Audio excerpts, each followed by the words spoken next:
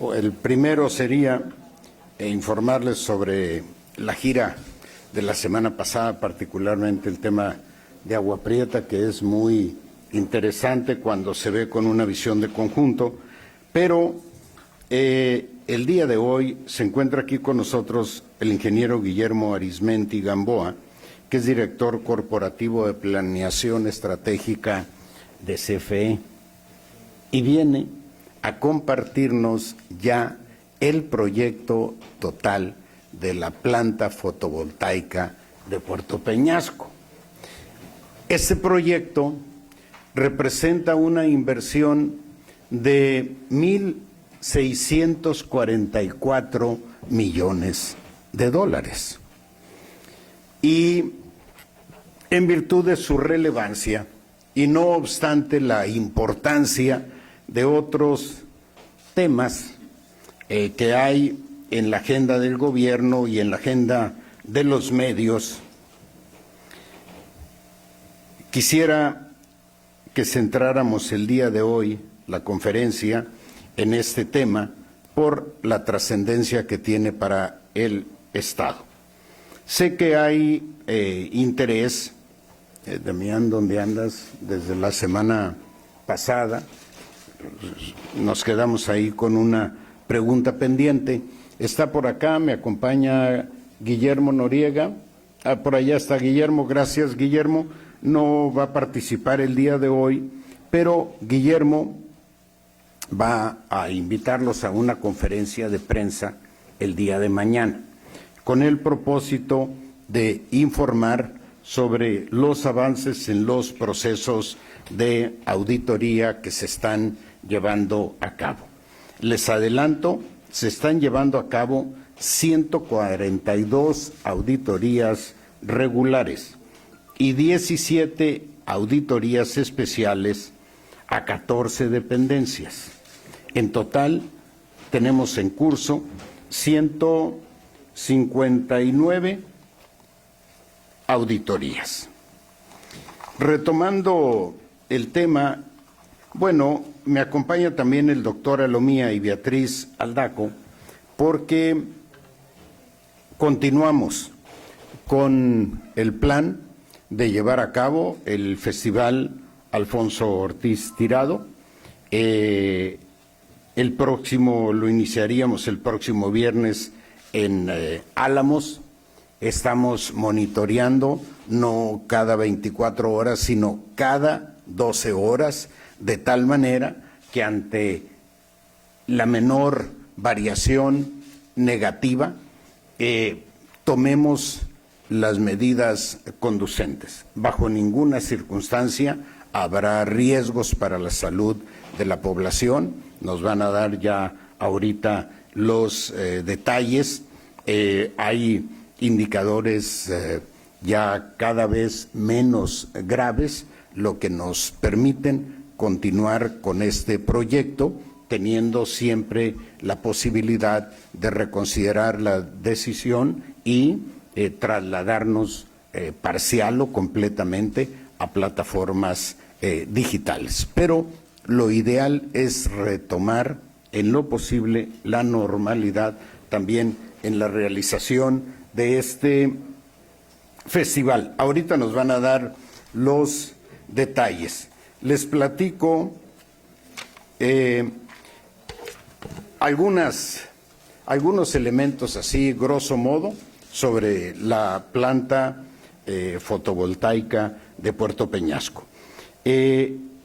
Actualmente, Baja California tiene un déficit en la generación de energía que lo satisface con importación de energía de California.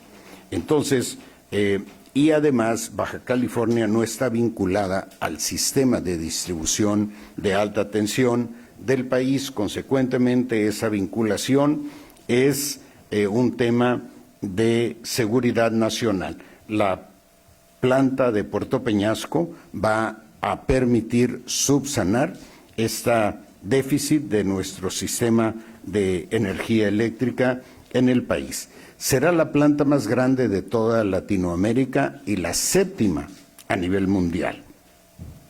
Impulsará obviamente el crecimiento económico de los sectores industrial, comercial y de servicios y nos permitirá garantizar el abasto de energía eléctrica por los próximos 20, 30 años. Beneficiará a 1.6 millones de consumidores, disminuirá los costos de producción, se va a instalar en un tendido de 2.000 hectáreas, 2.000 hectáreas de paneles solares, que es un equivalente a 315 veces el Estadio Azteca. Menciono el Estadio Azteca porque es el comparativo que tomó CFE y no le quiero corregir ni un solo número.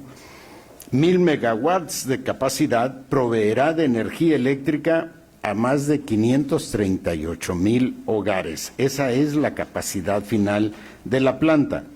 Tendrá 523 kilómetros de líneas de transmisión, que es una distancia similar a la que existe entre la Ciudad de México y Guadalajara, y por supuesto, siendo generadora de electricidad a partir de la energía solar, no generará emisiones atmosféricas, ni basura, residuos, ni consumo de agua. Entonces, dejo aquí en el uso de la palabra al ingeniero Guillermo Arizmendi, director corporativo de Planeación Estratégica de CFE, y las preguntas de coyuntura se las vamos a dejar para el día de mañana a Guillermo Noriega. Adelante, mi estimado ingeniero, por favor. ¿No tienen algún apuntado?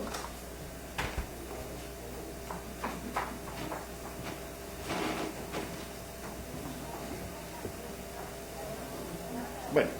Muy bien. Adelante.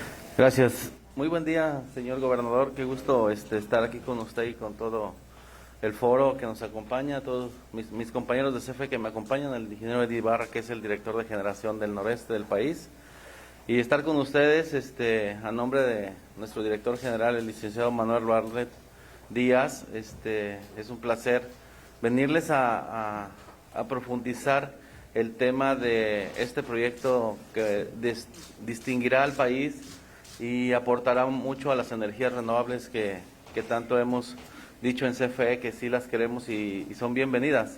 Este proyecto se ubicó aquí en el estado de Sonora porque es privilegiado el estado de Sonora a nivel mundial en irradiación solar. Nosotros hicimos estudios de irradiación solar muy importantes. Es un lugar de Puerto Peñasco donde pues no hay huracanes, sí hay vientos, heladas, la mayor parte de la radiación solar es casi todo el año. Es un punto estratégico, eléctricamente hablando, como decía el gobernador, para en el futuro interconectar el sistema eléctrico nacional con Baja California, que también son mexicanos. Este proyecto lo vamos a hacer por etapas, como lo vamos a ver, y bueno, tiene objetivos muy claros que vamos a irlos comentando. Adelante. ¿Le podemos pasar? ¿O lo mueven de allá? Sí. ¿Lo mueven allá? Ah, bueno. Entonces... Sí. Aquí estamos mostrándoles Sí, gracias. Aquí estamos mostrándoles a nivel mundial las plantas eléctricas solares que existen en el mundo en cuanto a su comparación en magnitud. México, el estado de Sonora, va a tener la séptima planta más grande del mundo. Ahorita actualmente en la India tiene una planta solar que es la más grande del mundo de 2.245 megas. México alcanzará en el 2027 la instalación de estos 1.000 megawatts aquí en su estado, en Puerto Peñasco, y va a ser ejemplo a nivel mundial porque estamos, como lo vamos a platicar, diseñando una planta eléctrica que ayude a esa variabilidad y descompensación que hay en el sistema eléctrico nacional. En México existen varias plantas. Como ven aquí en Coahuila existe una planta solar llamada Villanueva de 828 megawatts. Es una planta operada por privados italianos que participan en el mercado eléctrico, pero esta planta se interconecta y balcaniza la línea de transmisión, que tanto hemos también platicado en CFE. Esa balcanización significa que abren la línea que pasa enfrente del terreno, la abren y entran y salen y conectan. Nuestro proyecto, estudiado por el grupo de ingenieros en CFE, este proyecto de Puerto Peñasco, construirá, como dijo nuestro gobernador, más de 500 kilómetros de línea para llegar a una subestación, o le llamamos un nodo eléctrico importante, sin abrir la línea que pasa enfrente del terreno de las 2,000 hectáreas en Puerto Peñasco. Eso quiere decir que nosotros cuidamos el sistema eléctrico nacional desde el punto de vista de seguridad y confiabilidad. Adelante. Aquí es un resumen de todo el proyecto. Vemos que es un proyecto de más de 1,000 megawatts a instalarse. Vamos a generar 2,278 gigawattoras anuales. Vamos a construir más de 9 líneas de transmisión equivalentes a más de 700 kilómetros circuito. ¿Qué quiere decir eso? Que los 500 que hablábamos y mencionaba nuestro gobernador es en línea recta. Aquí vamos a ir con 2 líneas en paralelo, por la misma estructura como las ven en las carreteras, por eso le llamamos por circuito. Vamos a instalar varias subestaciones equivalentes a 2,600 MVA. Vamos a instalar un respaldo de almacenamiento de energía de baterías. En México solamente existe un proyecto en Baja California Sur que tiene baterías.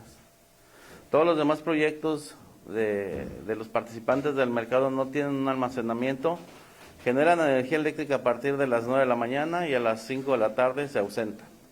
¿Qué hace CFE? Respalda esa energía eléctrica, la regula, la compensa para que al otro día vuelvan a entrar en operación. Así están operando nuestras plantas. Este almacenamiento que vamos a tener va a ayudar a que CFE no regule desde las hidroeléctricas de Chiapas o desde el centro del país, no regule. La regulación es mantener condiciones de confiabilidad en la red del sistema eléctrico nacional. El nivel de tensión que vamos a operar, en México tenemos 3 voltajes en 115 kV, en 400 kV y 230 kV. Hay 3 tipos de voltajes en México. Vamos a construir 8 subestaciones eléctricas y vamos a instalar unas compensaciones estáticas de VARs que ayudan mucho a la sincronización y a la confiabilidad y la calidad del sistema eléctrico nacional. La vamos a hacer por etapas. Como pueden ver aquí, lo vamos a mencionar. La primera secuencia, le llamamos nosotros, son 120 megawatts solares que interconectaremos al estado de Sonora. Los primeros 120 megawatts los estaremos inaugurando y poniendo en operación dentro de un año aquí con ustedes. Y para febrero del 2024 estaremos entrando con una segunda secuencia, una etapa 1 con secuencia 2, con 300 megawatts solares a interconectarlos con el sistema de Baja California para recuperar el déficit de generación que existe en el norte del país. La tercera etapa, la segunda etapa, entraremos en abril del 2026 y la última etapa en abril del 2027 para complementar los 1,000 megawatts solares. Obviamente, en función al crecimiento del desarrollo económico que ha mencionado el gobernador, nuestro gobernador, si se acelera el crecimiento económico industrial en San Luis Río Colorado, el turístico en Puerto Peñasco, aquí en Sonora el industrial, que se estima en promedio 3.5% anual de crecimiento económico en todas las actividades productivas, este proyecto puede adelantarse porque se hace por bloques, ¿no? Ahorita está programado así porque así tenemos el estudio del crecimiento económico en estas 2 regiones. Obviamente ya mencionamos que vamos a quitarnos una dependencia de generación que tenemos con Estados Unidos. Vamos a quitar un protocolo de atención correctivo que tenemos de compra de energía eléctrica local en Baja California. Son puros costos muy elevados estos que tenemos. Tenemos estos grandes beneficios. La primera en su tipo con tecnología fotovoltaica y almacenamiento de esta capacidad por el complemento técnico que van a tener unos motores síncronos. Esta planta va a ser una planta de la mayor y la última tecnología que existe en el mundo. Vamos a traer aquí a Sonora la última tecnología que va a servir para que también los próximos alumnos, las próximas generaciones estudien este proyecto y lo mejoren, porque se va a quedar aquí en el estado, ¿no? Vamos a participar mucho con ellos para aportar.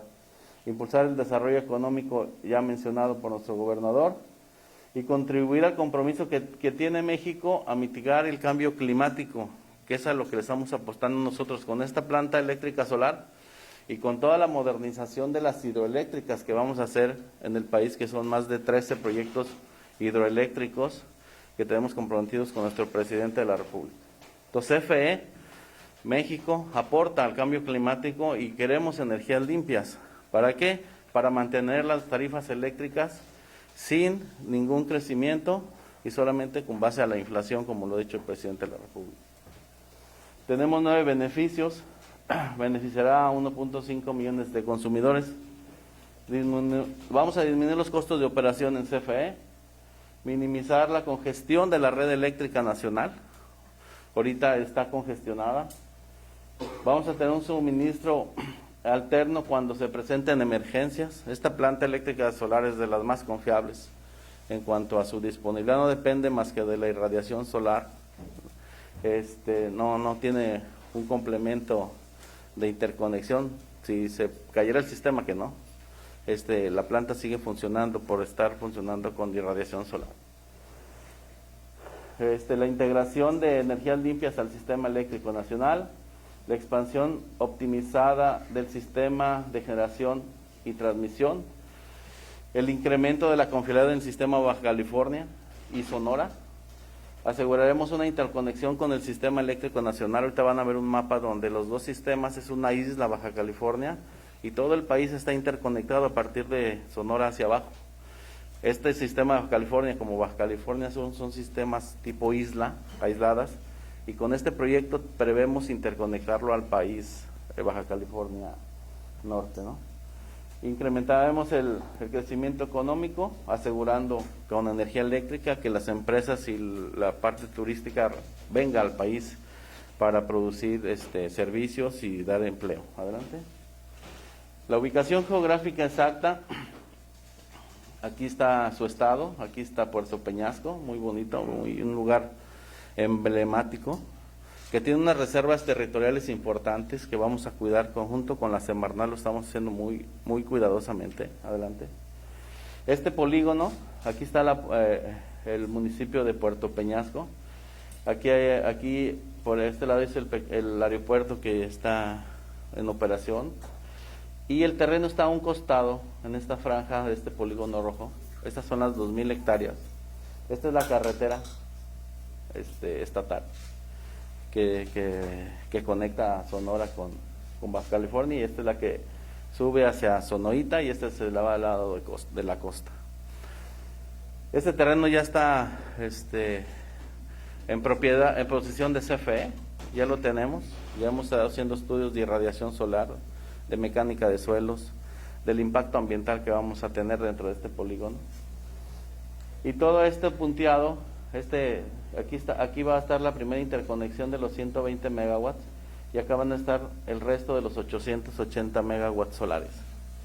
Esta línea que está punteada la vamos a hacer sobre la trayectoria de la carretera hasta el municipio de Puerto Peñasco, que hay una subestación de CFE que se llama Puerto Peñasco. Esto es lo que no es balcanizar. Todas las empresas privadas en México veían pasar aquí una línea enfrente, ya la abrían, les daban permiso, la abrían y entraban. CFE no hizo un diseño diferente, cuidamos el sistema y nos vamos a ir con una línea dedicada a la primera subestación eléctrica. Vamos a entrar a las características generales del proyecto.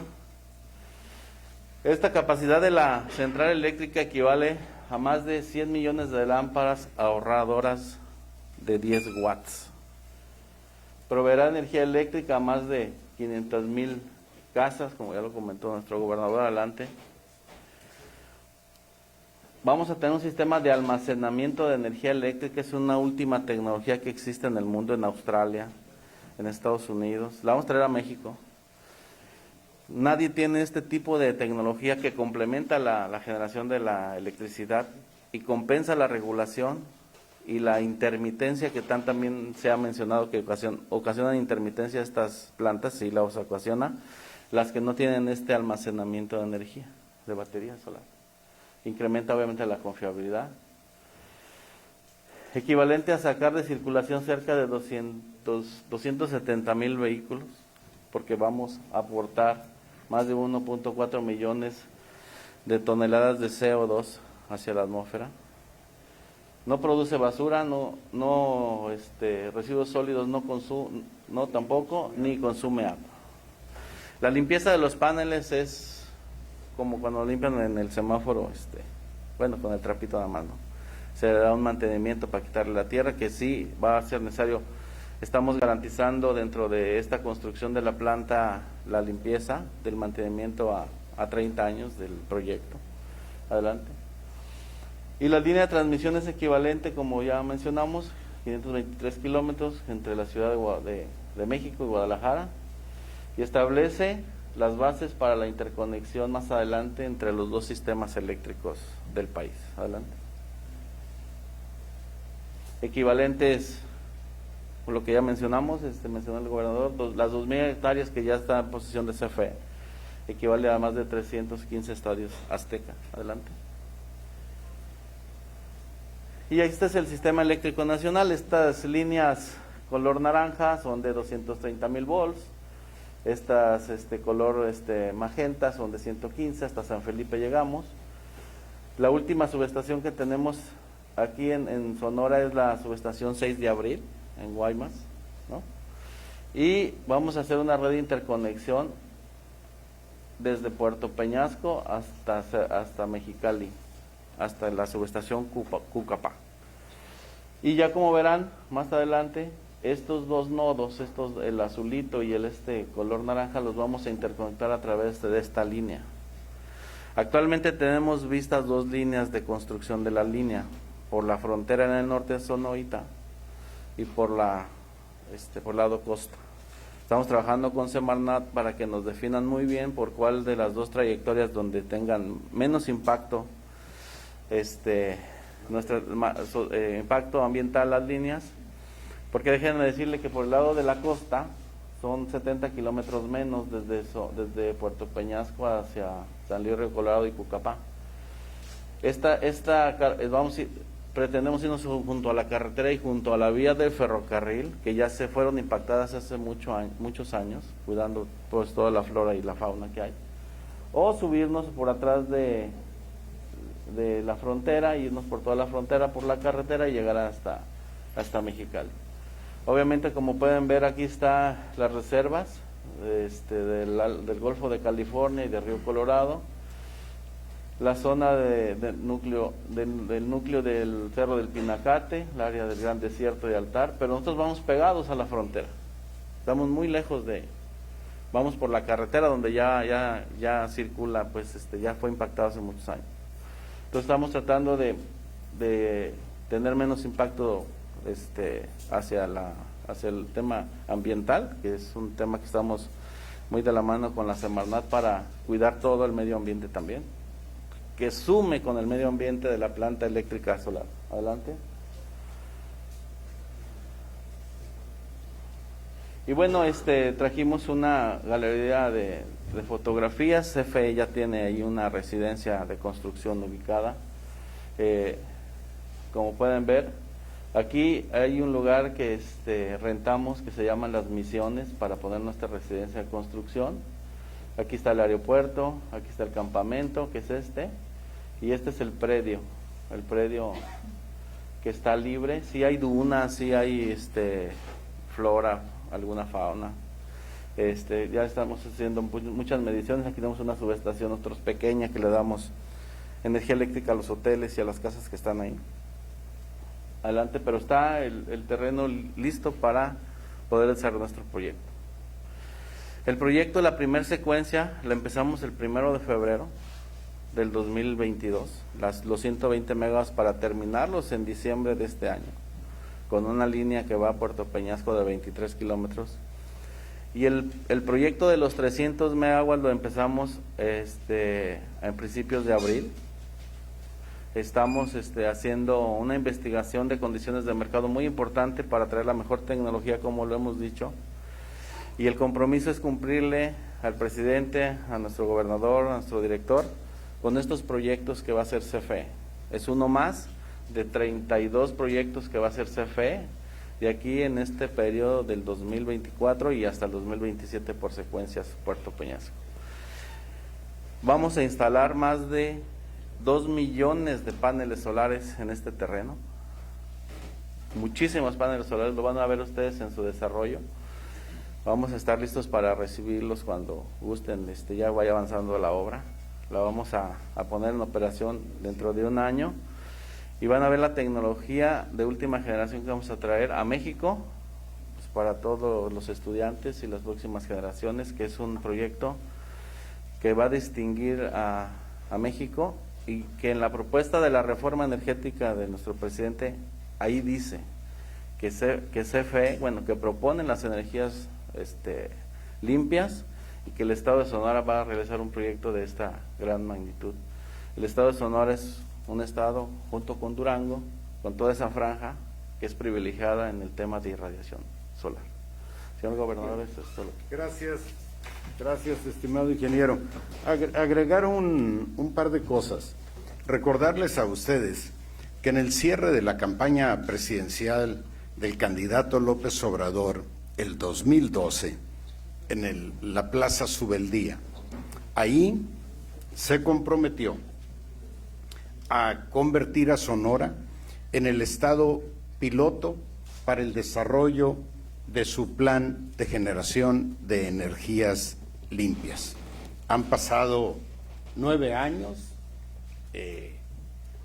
10 años, y ya ahora en la presidencia de la República empieza a cumplir. Y así como tenemos este proyecto, iremos presentando el resto de los proyectos que ha aprobado para el Estado el presidente con este nivel de precisión: la renovación de la frontera, de las aduanas de la frontera, el puerto de Guaymas, la infraestructura carretera, que son 9 concesiones. Lo de Bavispe está caminando. Estuve en un recorrido la semana pasada precisamente. Van un poquito lentos, no en los términos convenidos. Se van a hacer algunas reconsideraciones en las empresas contratistas, pero vamos a cumplir con el compromiso de entregar la carretera en diciembre. Y por otro lado, decirles a ustedes que en este proceso, para la primera etapa,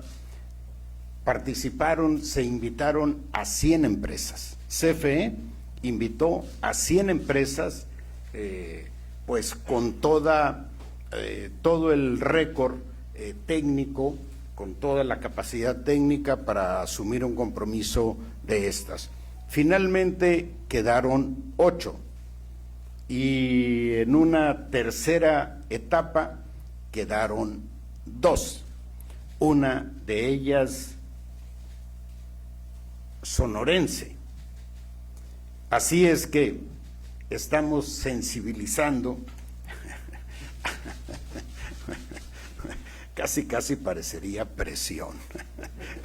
Estamos sensibilizando al ingeniero Arizmendi sobre la relevancia que tiene para nuestro estado que una empresa especializada en este tipo de construcción de alta tecnología pueda recibir la oportunidad, con el compromiso de que esa empresa, a su vez, en las subcontrataciones que requiera hacer, subcontrate a empresas del Estado, igualmente, de tal manera que, como decíamos en campaña, les toque a los que nunca les ha tocado nada.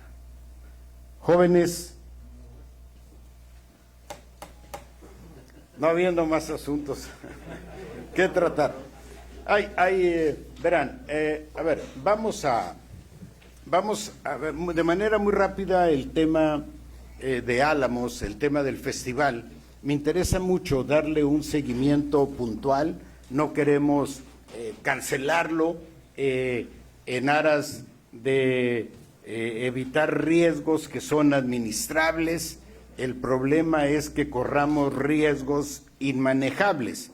Si los riesgos son manejables, vamos a seguir adelante y la opinión técnica de los médicos, de los científicos, de los epidemiólogos será definitiva en la decisión que tomemos. A ver, mi estimado doctor, adelante, por favor. Con mucho gusto, gobernador. Muy buenos días a todas y a todos.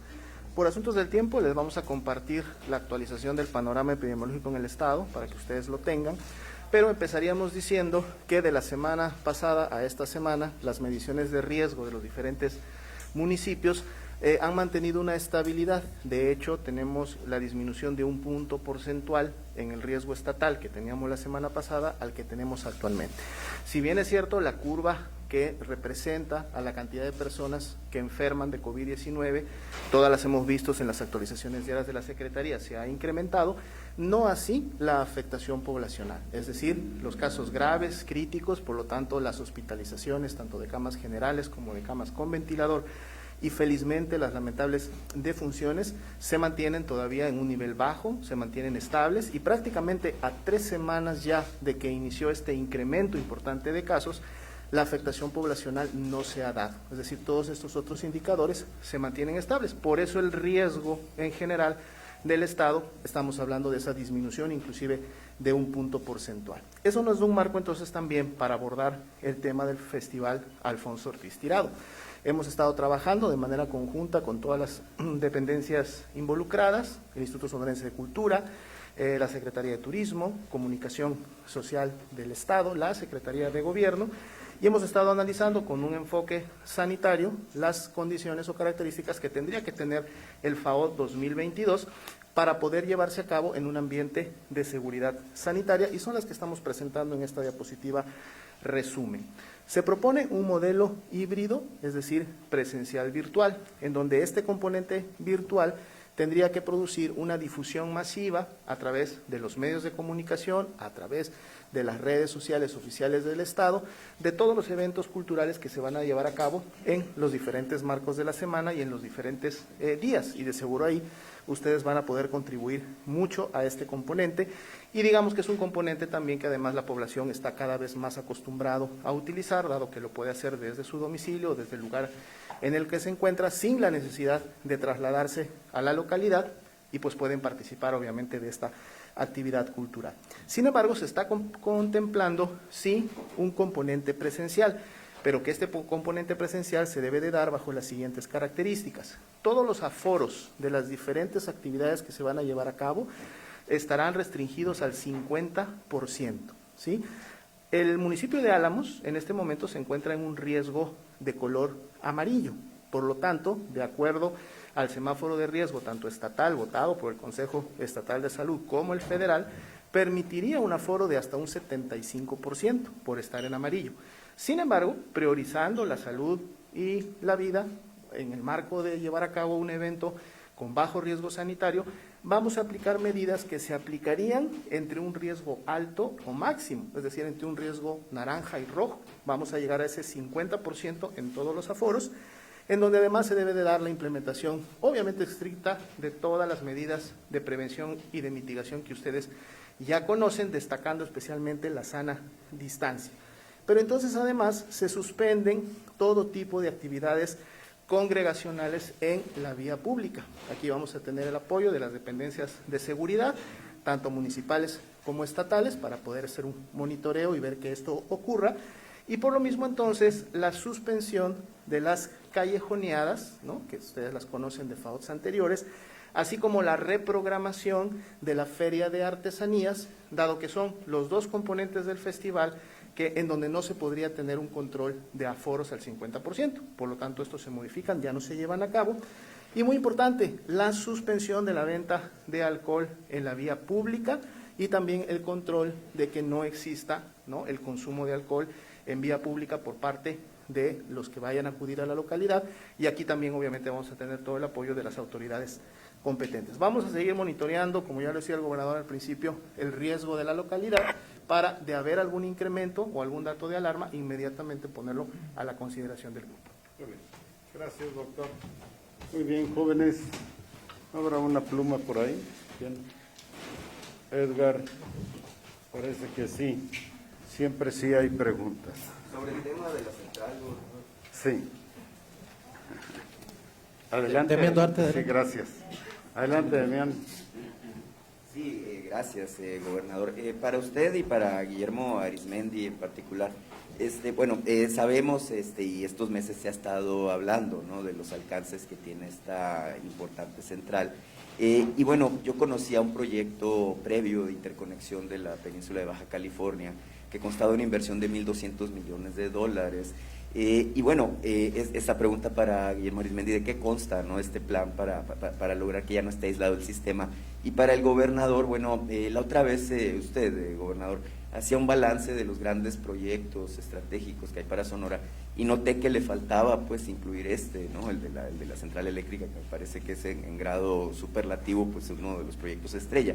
Preguntarle qué clase de expectativa podemos tener ante estos grandes planes de inversión en infraestructura que se tienen para Sonora. Usted decía que estamos ligados al crecimiento y dinamismo que pueda tener el resto del país. Sin embargo, veo que en Sonora por primera vez en muchos años están estableciéndose grandes proyectos de infraestructura con este carácter que nos podrán empujar como Estado y como economía, precisamente quizás no para ser conductores de un nuevo desarrollo, pero sí para participar de manera plena en el desarrollo económico de y los años por venir.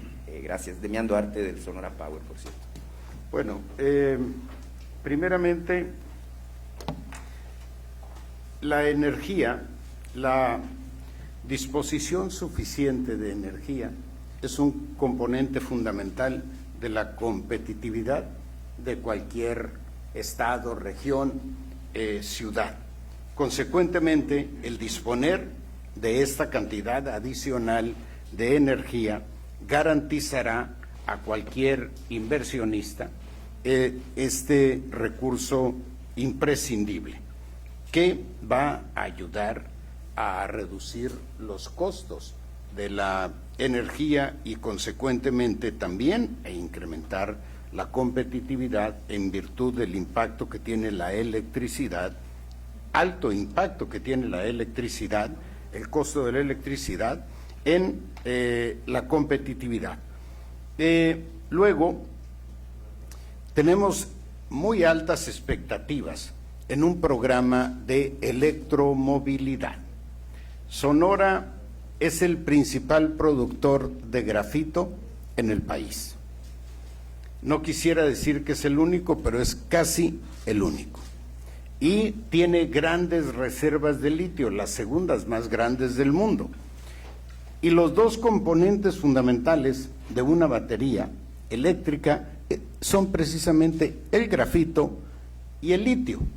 Pero si a ello sumamos que también tenemos una producción automotriz muy importante, podemos convertir al Estado en un ejemplo de electromovilidad a partir de la producción de vehículos eléctricos. Lo he hablado de manera informal porque el tema del litio todavía está en proceso. La suerte de la explotación del litio está asociada a la suerte de la reforma eléctrica, que, entre paréntesis, ayer estuve en la Cámara de Diputados, estuvimos todos los gobernadores de Morena, y la verdad es que fueron muy bien recibidos nuestros planteamientos y quedó en el ambiente la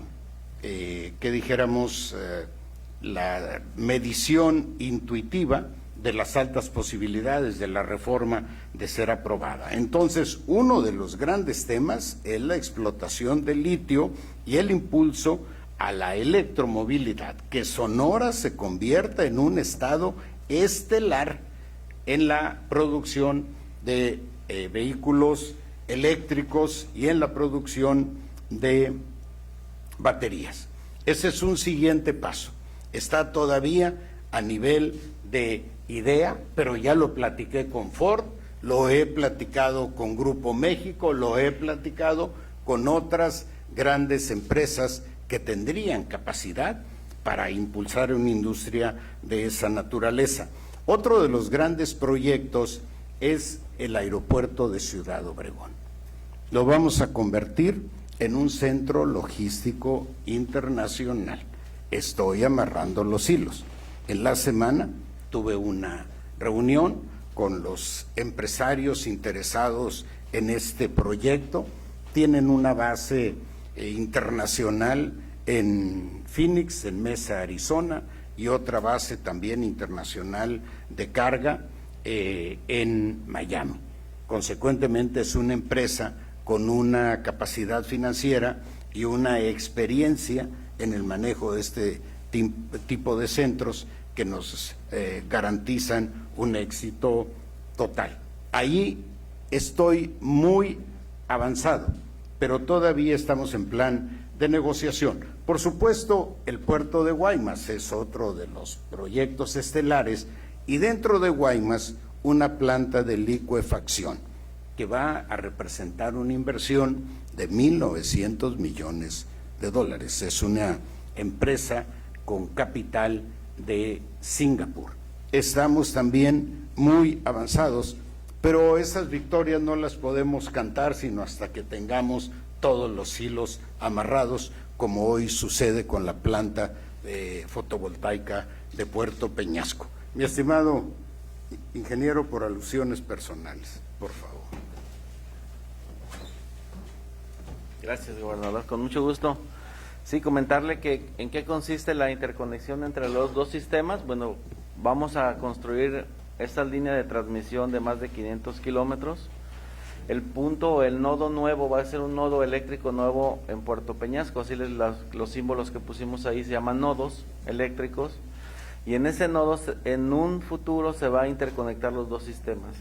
¿Cuándo? Cuando el momento de la demanda y del consumo, tanto del estado de Sonora como de Baja California, estén tanto en demanda máxima, que es en verano, y en invierno en mínima, permanezcan unas condiciones de confiabilidad y seguridad.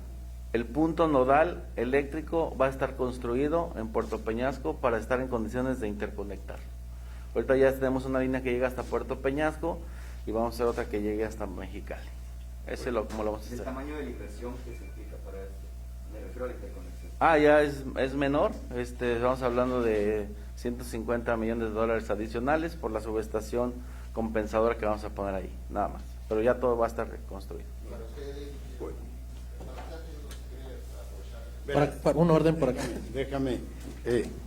Déjenme decirles a ustedes que por disposición del presidente López Obrador, el gobierno del estado de Sonora será poseedor del 44% de los beneficios que se deriven de la comercialización de esta energía.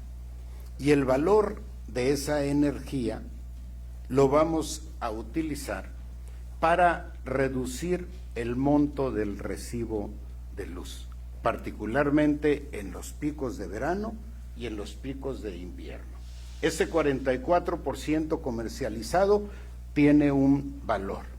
Ese valor lo vamos a prorratear en los recibos de las y los sonorenses en riguroso orden de necesidad económica y, por supuesto, de prioridad por los picos de temperatura de verano y de invierno. Hay regiones, municipios, ciudades que lo requieren más en invierno que en verano, y hay otras a la inversa que lo requieren más en verano que en invierno. Así es que va a tener un impacto extraordinario en el recibo de las familias sonorenses.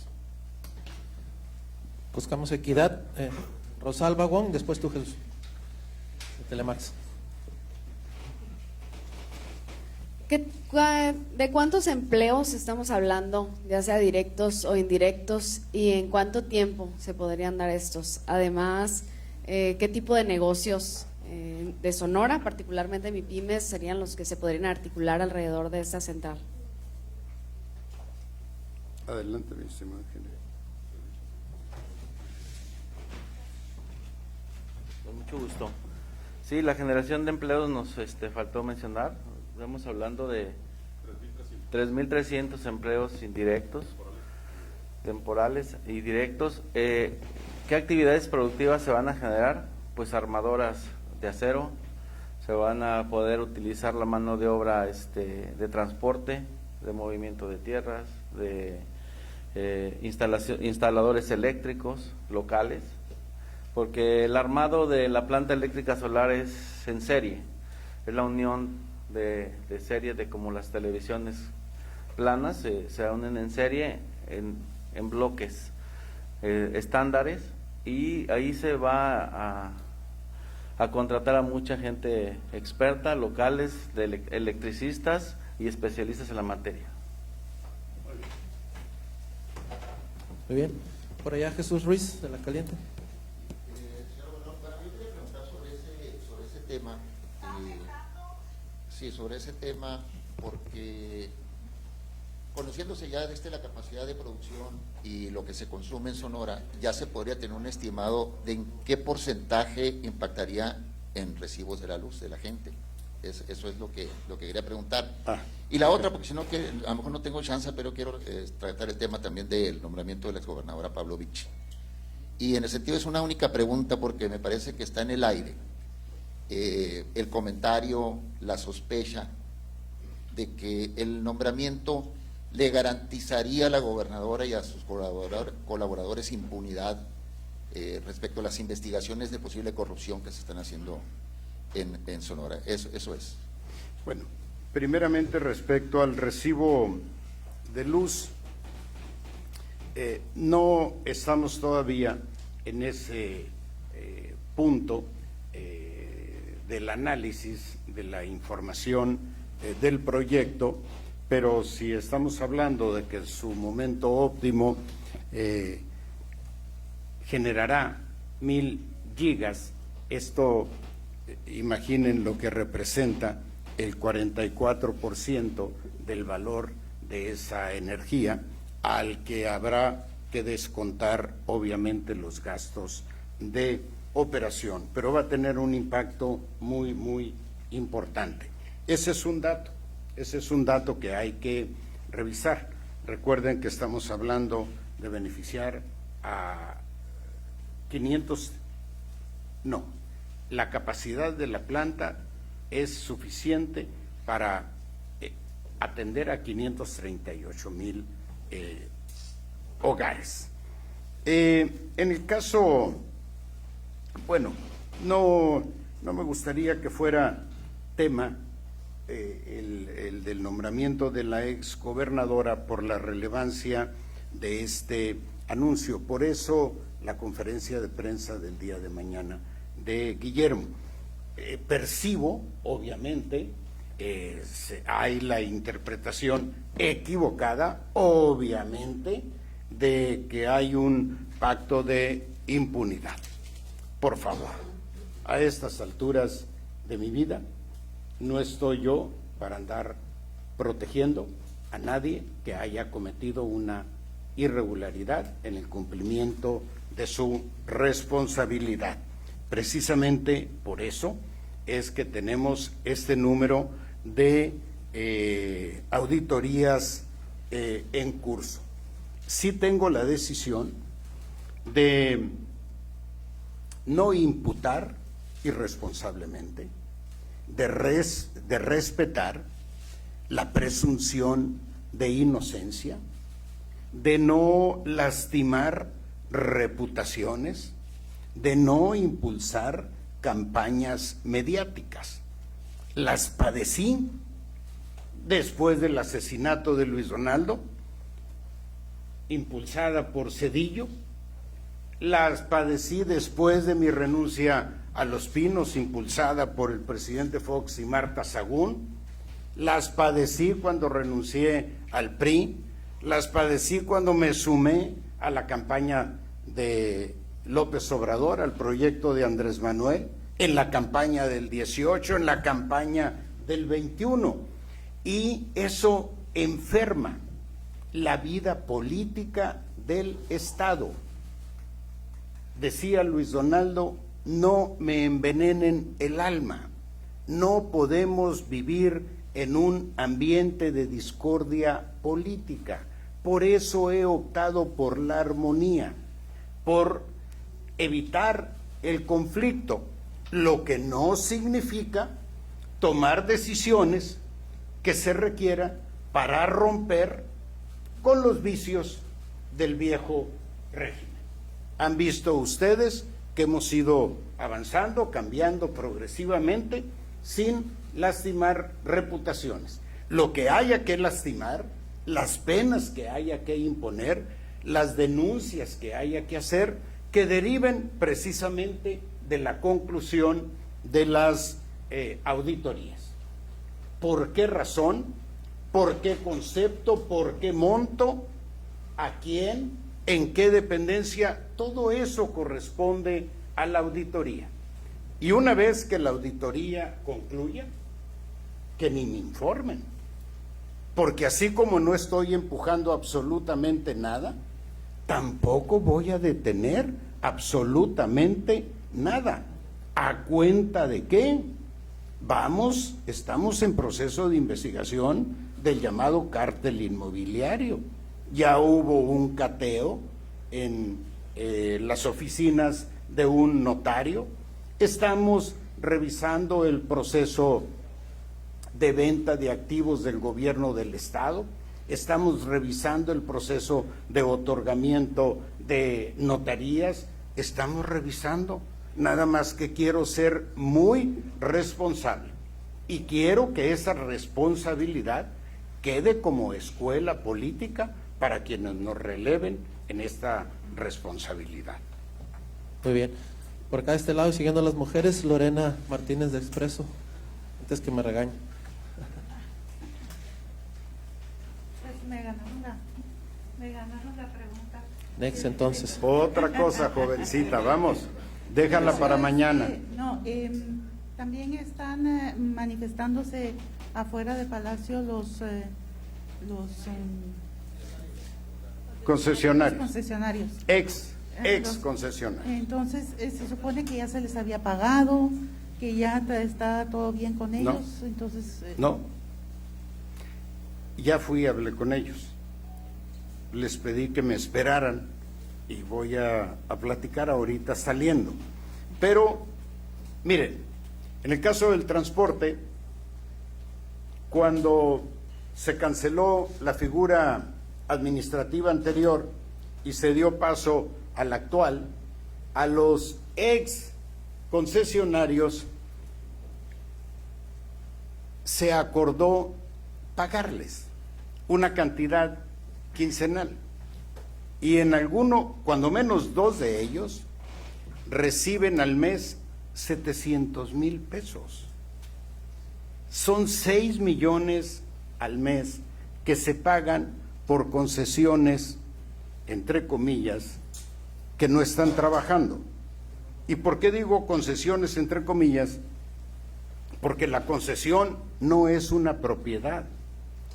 La concesión es una figura en la que se apoya el Estado para permitir la prestación de un servicio. ¿Qué me preocupa? Que haya ex concesionarios que hayan hecho de la explotación de esa concesión su modo de vida. Y en esa circunstancia tenemos que actuar con responsabilidad. No es el caso de quien recibe 700,000 pesos al mes por una concesión inactiva. Entonces, eso es lo que vamos a revisar. Pero aprovecho para decirles que el sistema de transporte en el Estado es un fracaso total y que así como en el ISTESON tenemos que meter orden, y que todos los actores tenemos que abonarle. Si no, van a ir tronando como han tronado históricamente todas las figuras administrativas que se han utilizado en distintos gobiernos para la prestación del transporte. Tenemos que garantizar un transporte seguro, eficiente, oportuno. Imaginen cuántas personas utilizan el transporte, trabajadores, en Hermosillo. Si hacen 1 o 2 horas para llegar a su trabajo y 1 o 2 horas para regresar a su casa, ¿qué esperas del ánimo de ese trabajador? Realmente muy poco. Por eso el transporte es una cuestión estratégica para mi gobierno, y es en virtud de ese carácter estratégico que reclamo, demando, pido la colaboración de todos los actores para construir una solución perdurable, autofinanciable, sustentable, eficaz, oportuna, segura, etcétera, etcétera. Y le vamos a entrar. No podemos resolver todos los problemas y mucho menos al mismo tiempo, pero son problemas a los que les tenemos que entrar. Ahí vamos, poco a poco. Dijo que tenía una estrategia, ¿no? La vez pasada, que iba a dar a conocer una estrategia para arreglar todo este. Bueno, estamos trabajando, ya hemos tomado algunas decisiones. No, lo que mencionaba en la inauguración del módulo de transporte es que estamos viendo la figura bajo la cual otorgamos el apoyo a las y los estudiantes de Sonora a partir del fondo de 400 millones de pesos que conseguimos con la reducción del presupuesto del Congreso al 50%. Puede ser o le damos la beca o le damos una tarjeta para el transporte, que se la descontaremos de su beca. En fin, estamos viendo esas figuras y estamos definiendo también, estamos haciendo estudios para ser muy justos en la distribución de ese recurso. ¿Cómo vamos a definir la prioridad en términos de región, en términos de la situación socioeconómica de la familia, etcétera, etcétera? Estamos trabajando. Hay muchas cosas por hacer. Muy bien. Por allá, Rosa Lilia Torres de Ciudad Obregón. ¿Qué tal, gobernador? Buenos días. Buenos días a todos los compañeros. Pues me ganaron la pregunta de la gobernadora también. Pero algo que quedó... Vuelta. A mí, yo lo que le iba a preguntar es que si fue casualidad o mera coincidencia que, porque esas declaraciones que traía el Contralor ya las había dado en diciembre, y un día después de que se hace oficial, porque ya sabíamos que iba de cónsul, un día después se anuncia la rueda de prensa, ¿no? O sea, me llamó la atención, no sé si fue una reacción por la ola de comentarios y de críticas, porque los sonorenses lo tomaron que pudiera haber un pacto. Esa era la pregunta que yo le iba a hacer enfocada a eso, porque me llamó la atención que se anuncia esas investigaciones un día después. No. Pero ya cambiando el tema de la pregunta, es sobre, el día de ayer se viralizó un video del secretario de las secundarias de la SEC que sostiene un encuentro virtual con maestros, en donde les dice que a 2 años de pandemia ya es momento de reactivarse, de ponerse a trabajar, porque están cobrando un salario, le dice a los maestros de Sonora, y además ni se bañan, mismo que ya es un tema que anda en distintos medios nacionales y que ya se ha vuelto tema de risa. ¿Qué es la opinión del gobernador de ese tipo de declaraciones tan desafortunadas de un funcionario del gobierno del estado? Y la otra sería, anoche mataron a un joven de 15 años trabajando en su primer día en un abarrotes en Cajeme porque se resistió un asalto. Quienes ejecutaron el crimen y lo mataron a balazos son jóvenes menores a 18 años. ¿Qué opina el gobernador de lo que está pasando? Sé que van a anunciar esta semana el cambio de estrategia y que estoy muy interesada en conocerlo. ¿Serían esos temas, gobernador, de opinión sobre usted? Casi nada. Bueno,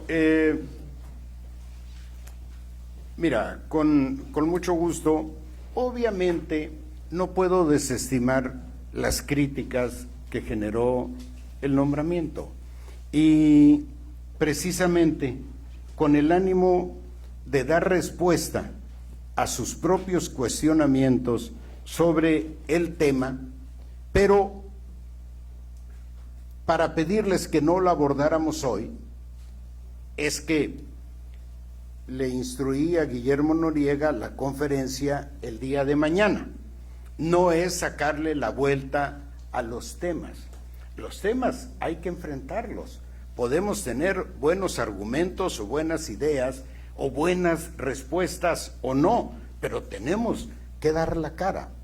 Hoy, por la relevancia del anuncio, yo digo, diferimos para mañana ese tema y se los mostramos con toda transparencia, no como respuesta a la reacción de los medios. Como respuesta a la reacción de los medios es la decisión de informar, pero para que vean ustedes que no hay, no, hombre, por favor, un pacto de impunidad. ¿A cuenta de qué? Tenemos todas esas auditorías en curso, que es una cifra histórica.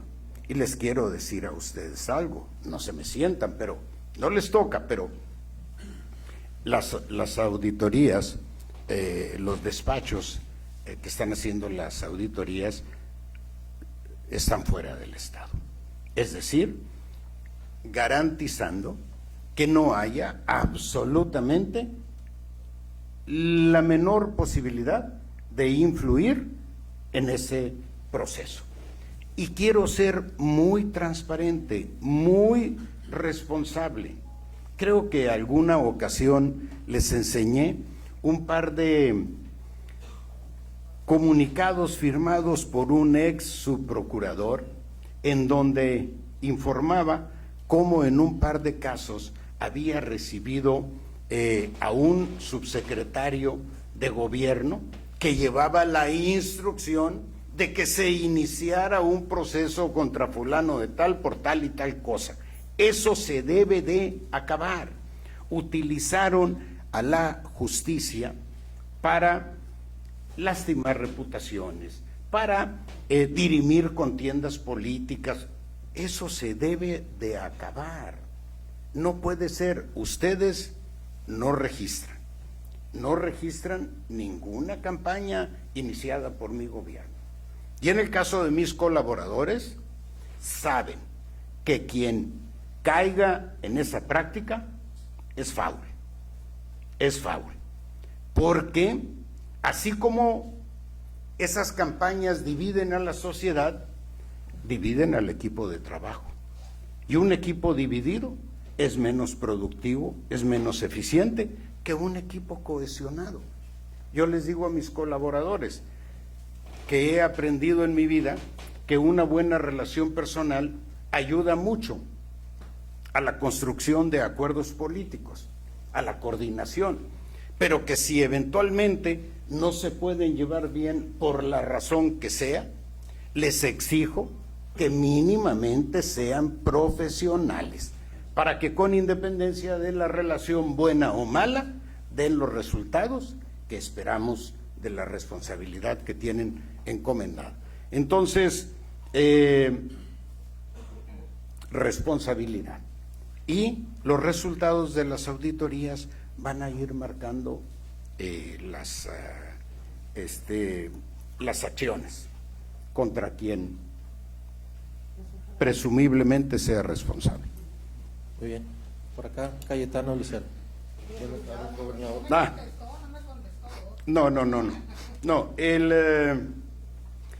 El tema de Cajeme, seguimos teniendo un grave problema de seguridad, eso es innegable. Vamos a dar en el transcurso de la semana noticias que tienen que ver con un reforzamiento de la estrategia y una serie de cambios que esperemos nos ayuden a eficientar, a mejorar los resultados. Por supuesto que cuando hay un joven asesinado, no puedo sino condolerme, expresar mi solidaridad, mis condolencias a los familiares, pero también asumir la responsabilidad que me implica el que un joven de 15 años resulte asesinado en un asalto. Y también como sociedad tenemos que asumir la corresponsabilidad que tenemos cuando jóvenes también de 15 años llegan a asaltar a mano armada y a asesinar de manera despiadada. Ahí tenemos una falla social. Hay una responsabilidad inicial del gobierno, pero también es una contribución obligada de la sociedad. Por eso yo les insisto, conferencia tras conferencia, ¿cuáles son los problemas que tenemos? Violencia intrafamiliar, todos los días. Y el segundo, o el primero a veces, el ruido, el alto volumen de la música, particularmente los fines de semana, que deriva a veces en riñas campales. Por eso la contribución de la sociedad a estabilizar el ambiente de inseguridad. La responsabilidad es del gobierno, la corresponsabilidad es de la sociedad. Por acá, Cayetano Lucero. Gobernador, Cayetano Lucero de Vigilia Sonora.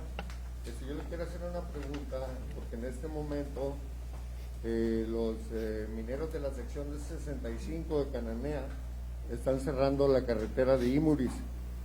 Ellos se sienten discriminados del programa del Plan de Justicia para Cananea, y aparte de eso, pues que ya su conflicto laboral pues ya tiene más de 14 años y la gente está desesperada, y pues dicen que no se les ha tomado en cuenta para el Plan de Justicia para Cananea, no se les ha atendido, no ha habido negociaciones con ellos, a pesar de que hay una carta de la Comisión Interamericana de Derechos Humanos que debió haber atendido el gobierno federal desde hace 2 meses, se venció, no hubo ninguna comunicación. Entonces, ¿qué les dice ahorita a los mineros que están ahí con sus esposas, sus familias en este momento ahí en Imuris, y dicen que van a seguir con sus acciones en forma indefinida porque pues quieren que se les tome en cuenta por esta injusticia laboral que se está haciendo con ellos? Incluso el presidente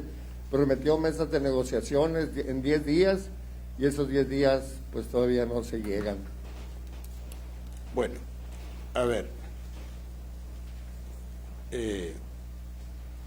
primeramente, soy el autor intelectual del Plan de Justicia para Cananea. El presidente, con su apoyo, va a dejarnos muy avanzada la solución de los problemas en la etnia yaqui, con el Plan de Justicia yaqui en Cananea, con el Plan de Justicia para Cananea, y ahí viene ya el tema de Plan de Justicia para los seres. Eso va a ser muy importante para nuestro Estado. Son muchos los problemas que hay en Cananea, son históricos. Tú hablas aquí de 14 años, pero hay problemas que vienen desde la época de la privatización de la minera. Y ahora, hoy en la mañana hablé con Heriberto, el líder de la sección 65, lo recibí el viernes, yo los busqué,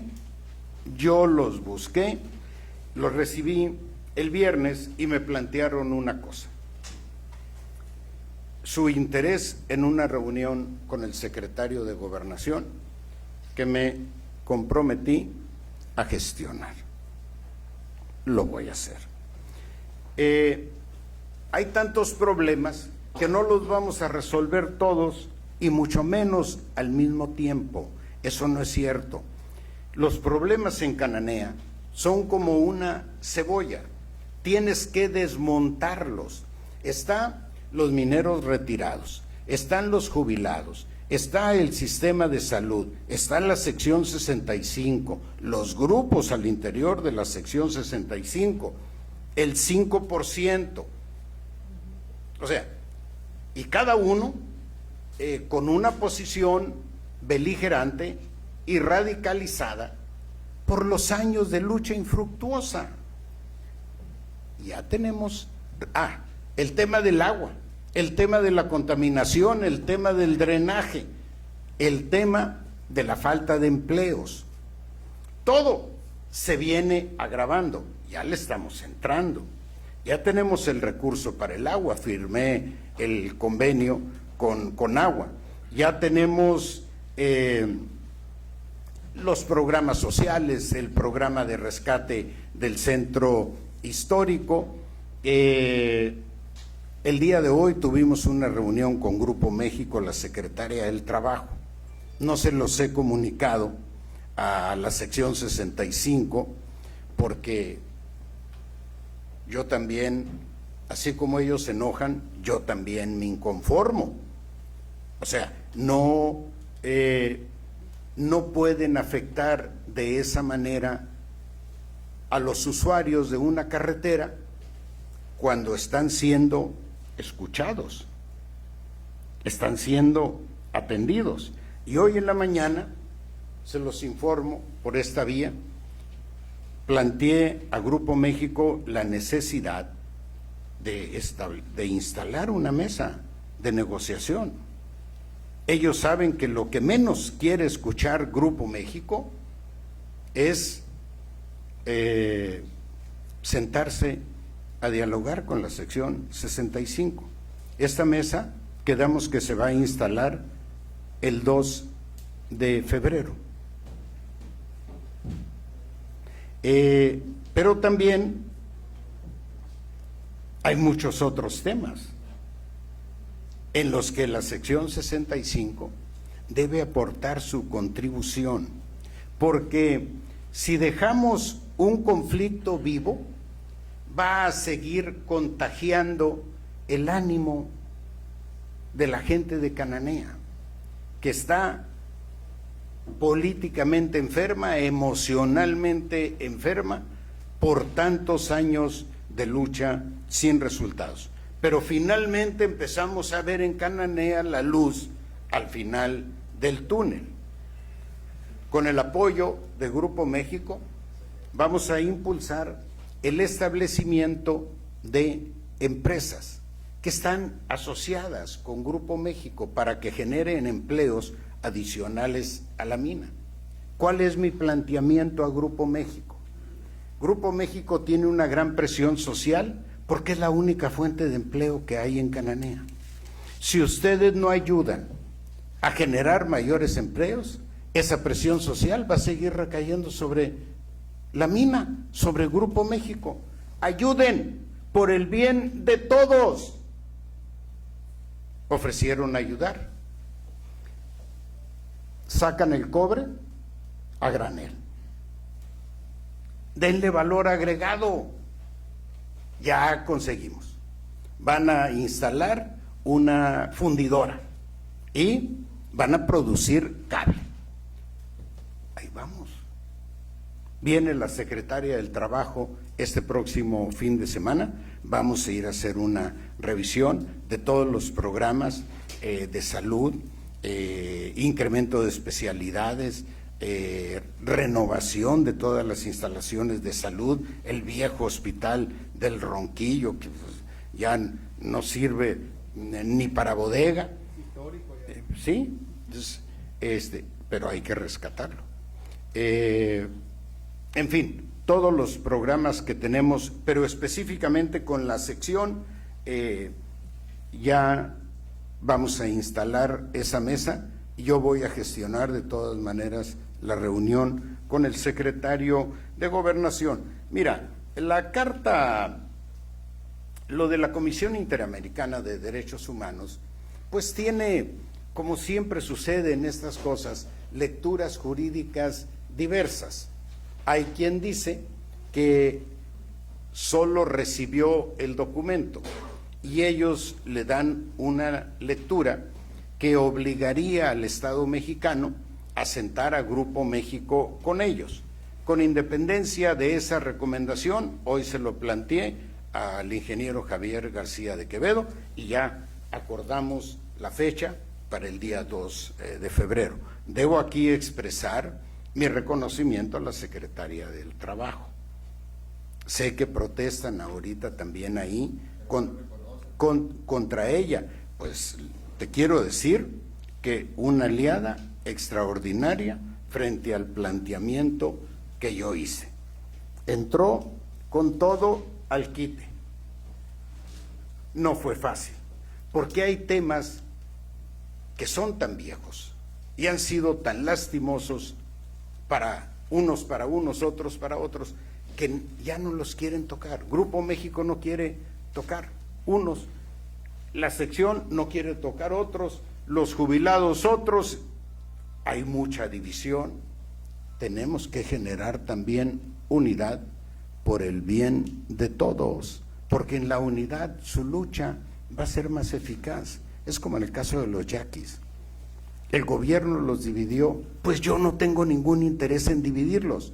Mi interés es en unirlos, porque en lugar de negociar ahora con 2 o 3, con un grupo, con una autoridad, pues tengo que negociar con 3. Y ellos mismos, en esa división, debilitan su capacidad de interlocución, su capacidad de gestión. Tenemos que darle un giro a nuestra visión de hacer política y actualizarnos y dejar las formas del pasado. Históricamente, en el régimen, la dimensión del poder se medía en la capacidad para salir ileso de tus pillerías. Para mí, el poder se mide en la capacidad que tenga o no para generar bienestar social. Son 2 visiones completamente distintas y están asociadas a la unidad de la población. Por eso reitero también, nada de andar lastimando gente, nada de andar manoseando reputaciones, nada más porque tenemos acceso ahí a Telemax, a Radio Sonora, a X, Y o Z. No, absolutamente no. Si la Contraloría tiene elementos, que se vayan sin consultar al gobernador a presentar las denuncias que procedan. Tenemos jóvenes. Sí. El Grupo México, usted nos anunció hace poco más de 2 meses que el Grupo México iba a cambiar su domicilio fiscal a Sonora. Sí. Que para enero, y pues queremos saber qué es lo que ha pasado, si va a ser Grupo México o solamente una de sus filiales, ¿no? No, el acuerdo fue el cambio de Grupo México. El cambio del domicilio fiscal de la empresa productora de Cananea, que eso es lo que a nosotros nos interesa, que representa el 20 y tantos % del Producto Interno Bruto. Ratificó ese compromiso conmigo el ingeniero Javier García de Quevedo a mediados de diciembre del año pasado, y se los informé. Me dijo que quedaría a mediados de enero. Así es que ya debemos de estar próximos a la buena noticia. Jóvenes, gracias. No, es de Sonora. Es de Sonora. Jóvenes, gracias. Quedamos pendientes y mañana. Gracias.